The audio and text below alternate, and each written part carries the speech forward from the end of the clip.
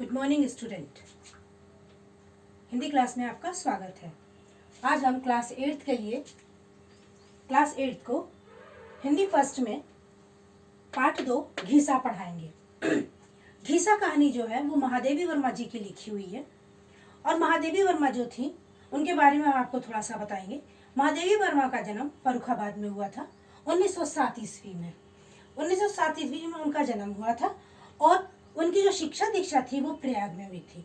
प्रयाग में रहते ही उन्होंने विद्यापीठ में प्राचार्य का काम किया और जो वो प्राचार्य के पद पर थी उसी वक्त उन्होंने महिलाओं की शिक्षा के लिए बहुत ज़्यादा कार्य किया और 1987 में उनका देहांत हो गया।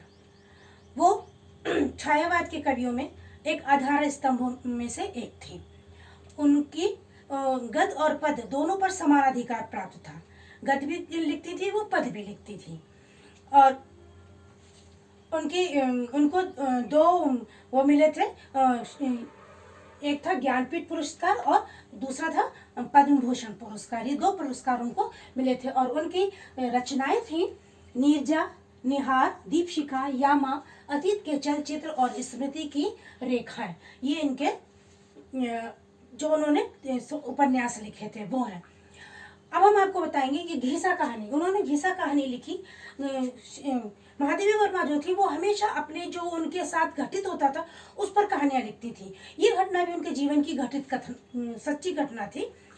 वो क्या करती थी, जैसे जब छुट्टी के दिनों में लोग घूमने जाते हैं, हिल स्टेशनों पे जाते हैं, दूसरी जगहों पे घूमने जाते हैं, लेकिन वो क्या करती थी, गंगा पार झूसी के जो खंडर बने हुए थे उनमें जो गरीब गंदी मलिन बस्तियां थी वो वहां चली जाती थी और उनके बच्चों को इकट्ठा करती थी और वहां पर वो उनको कुछ कुछ सिखाया करती थी।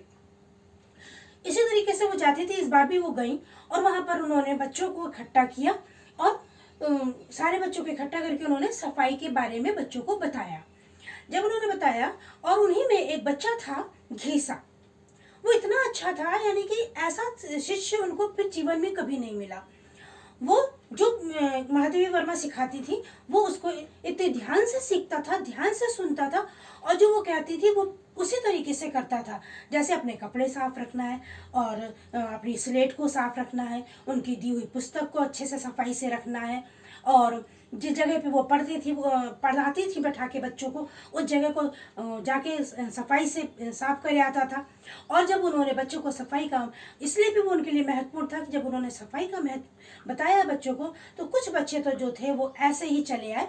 किसी ने हाथ मुंह धो लिया, किसी ने आधा मुंह धोया और आधा मैल और आधा साफ ऐसे चले आए। लेकिन घीसा ने अपनी माँ से कहा, उसकी माँ उसके लिए साबुन लेके आई, उसने अपने कपड़े भी धोए और स्वयं अच्छी तरीके से नहा के तब आया और गीला अंगूछा बांध के चला आया।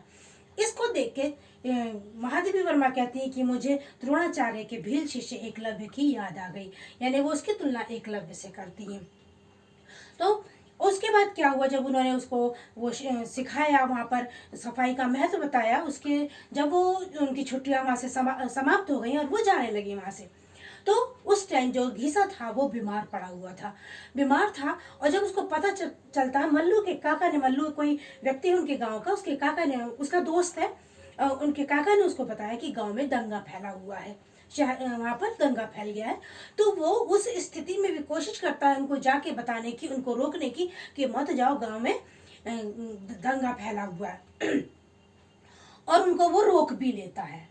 फिर उसके बाद जब उनका जाने का टाइम आता है तो वो उनके लिए एक बड़ा सा तरबूज लेके आता है। वो तरबूज उसने अपना नया कुर्ता बेचकर खरीदा होता है और वो उनको वो तरबूज गुरु दक्षिणा के रूप में भेंट करता है, जिसको देखकर महादेवी वर्मा बहुत ज़्यादा प्रभावित होती है और बहुत ज़्यादा खुश भी होती है। और जब वो चली जाती है और नेक्स्ट टाइम जब वो लौट के आती हैं तब उन्हें पता चलता है कि घीसा अब इस दुनिया में नहीं है।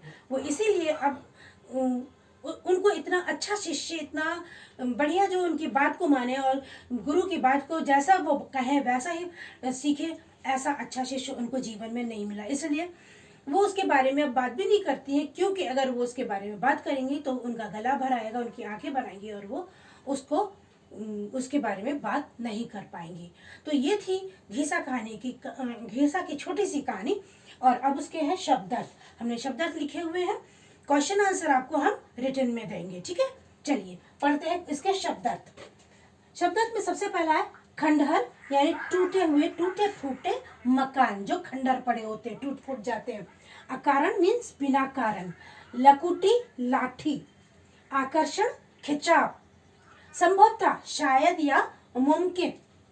अवकाश छुट्टी। हौले हौले धीरे धीरे। आमोद प्रमोद भोग विलास। मलिन मैला। जिज्ञासु जानने की इच्छा रखने वाला। शीतल पट्टी एक प्रकार की पतली चटाई जो होती, ठंडी चटाई होती है वो। कोटन पेड़ के तने में खुदा हुआ गड्ढा। अस्थि पंजर में यानी हड्डियों के ढांचे के समान। वैमनस्य मनमुटाव। उद्विग्न आकुल।